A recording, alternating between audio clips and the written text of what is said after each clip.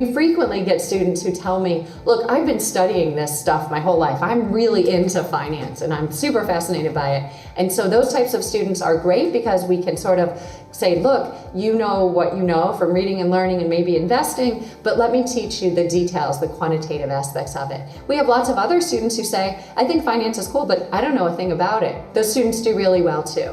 I think the number one thing about finance is someone who's okay with kind of problem solving and discovering things and being okay with the fact that there's no correct answer. Finance is not really a black and white field. It's not like you're gonna wake up and be like, oh, this is what we need to do. It's kind of like you need to be able to experiment. You need to be okay with trying things and then failing. Additionally, you need to pay attention to a lot of details. So you need to be someone who's kind of nitpicky. It's not necessarily mathematics, but it's a number heavy. So if you enjoy working with numbers, I'd say that's for you.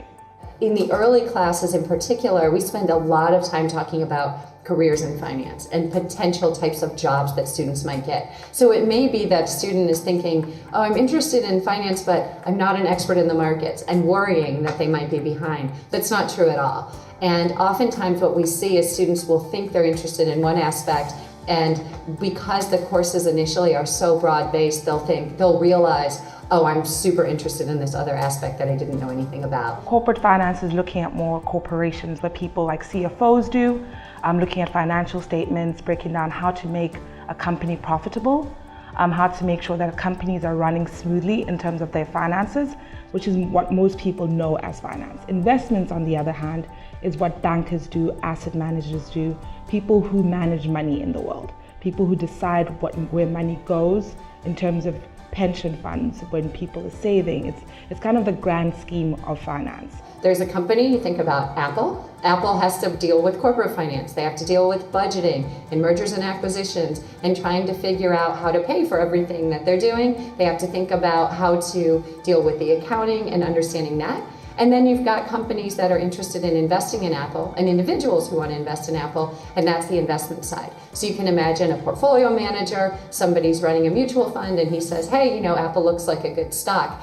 We'll focus on that aspect of it from the investment side, both the analysis in terms of trying to understand why is Apple a good stock, how do I value it, as well as the qualitative aspects. My first co-op was at GMO. It's based in Boston. It's an asset manager. I learned so much. I got to sit with different groups, functional groups, and I really liked the field. And then my second co-op, I decided since I liked asset management so much, I should try investment banking. And I went to New York to Scotiabank, and I was working there for 6 months. And it was a tough world. It was definitely completely different. These students worked at companies where they had to figure out stuff on their own. They didn't have always a guideline. They didn't have a template or a spreadsheet. You take people's experiences that you've learned from, you take what you learn in class and apply it to your co-op and vice versa. I took a credit analysis class, and in there we did a group project in which people were learning from each other from co-ops. It's one of those interesting things because what you think you've learned on co-op can easily be changed by someone else's co-op experience because they were in a different circumstance. So we all bring this kind of unique knowledge that even the professor doesn't have, and the professor learns from us, we learn from the professor. It's such an exciting environment because it's a way for us to all bridge our education on co-op in the classroom. You'll be with lots of students discovering the art of finance.